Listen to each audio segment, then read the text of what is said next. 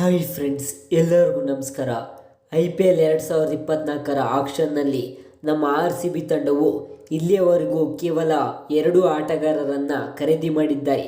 ಹಾಗಾದರೆ ಆ 2 ಆಟಗಾರರು ನಮ್ಮ RCB ತಂಡಕ್ಕೆ ಬಂದ ಮೇಲೆ ನಮ್ಮ RCB ತಂಡದ ಮುಂದಿನ ವರ್ಷಕ್ಕೆ ಸ್ಕ್ವಾಡ್ ಹೇಗಿದೆ ಅಂತ ನೋಡ್ಕೊಂಬರೋಣ ಬನ್ನಿ.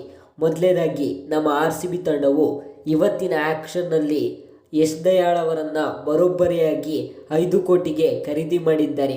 ಹೌದು ಫ್ರೆಂಡ್ಸ್, ಇವರು ಲೆಫ್ಟ್ ಆರ್ಮ್ ಫಾಸ್ಟ್ ಬೌಲರ್ ಆಗಿದ್ದು ಇವರು ಕಳೆದ ವರ್ಷ ಗುಜರಾತ್ ಟೈಟನ್ಸ್ನಲ್ಲಿ ಆಡಿದ್ದರು.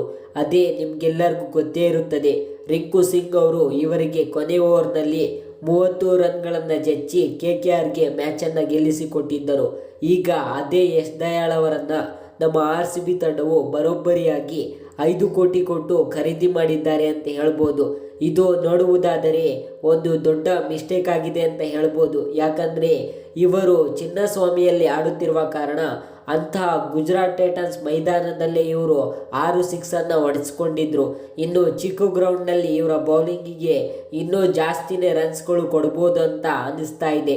ಹಾಗೆಯೇ ಎರಡನೇದಾಗಿ ಅಲ್ಸಾರಿ ಜೋಸೆಫ್ ಅವರನ್ನು ನಮ್ಮ RCB ತಂಡವು 11 ಕೋಟಿ 50 ಲಕ್ಷಕ್ಕೆ ಖರೀದಿ ಮಾಡಿದ್ದಾರೆ. ಇವರು ಕೂಡ ಒಂಥರ ಬೌಲಿಂಗ್ನಲ್ಲಿ ರನ್ ಮಷಿನ್ ಅಂತ ಹೇಳ್ಬೋದು.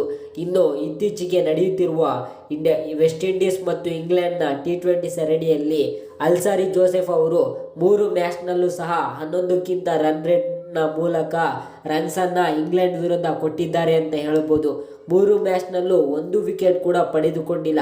ಆದರೂ ಸಹ ನಮ್ಮ RCB ತಂಡವು ಇವರನ್ನು ಟಾರ್ಗೆಟ್ ಮಾಡಿ ಬೈ ಮಾಡಿದ್ದಾರೆ ಅಂತ ಹೇಳ್ಬೋದು.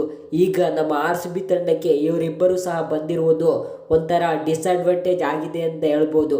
ಇನ್ನು ಇವರಿಬ್ಬರನ್ನು ಸೇರಿಸಿ ನಮ್ಮ RCB ತಂಡದ ಬೌಲಿಂಗ್ ಲೈನಪ್ಪನ್ನು ನೋಡುವುದಾದರೆ ಅವರ ಜೊತೆ ಮೊಹಮ್ಮದ್ ಸಿರಾಜ್, ರಿಜಾ ಟಾಪ್ಲಿ, ಆಕಾಶ್ ದೀಪ್, ಮಯಾಂಕ್ ದಗಾರ್, ವೈಶಾಖ್ ವಿಜಯ್ ಕುಮಾರ್, ಕರಣ್ ಶರ್ಮಾ, ರಾಜನ್ ಶರ್ಮಾ, ಹಿಮಾಂಶು ಶರ್ಮಾ ಹಾಗೆಯೇ ಮನೋಜ್ ಬಾಂಡಿಗೆ ಇವರಿಷ್ಟು ಜನ ಬೌಲರ್ಸ್ಗಳಾಗಿದ್ದಾರೆ.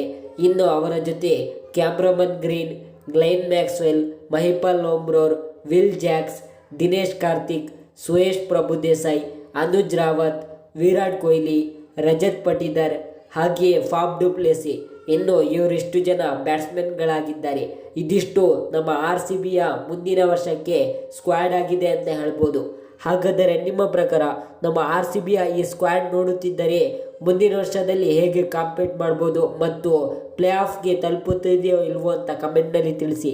ಹಾಗೆಯೇ ನಿಮಗೂ ಕೂಡ ಈ ವಿಡಿಯೋ ಇಷ್ಟವಾದರೆ ಪ್ಲೀಸ್ ಲೈಕ್ ಮಾಡಿ, ಶೇರ್ ಮಾಡಿ, ಕಮೆಂಟ್ ಮಾಡಿ ಮತ್ತು ನಮ್ಮ ಚಾನಲನ್ನು ಸಬ್ಸ್ಕ್ರೈಬ್ ಮಾಡುವುದನ್ನು ಮಾತ್ರ ಮರೆಯಬೇಡಿ. Thank you friends.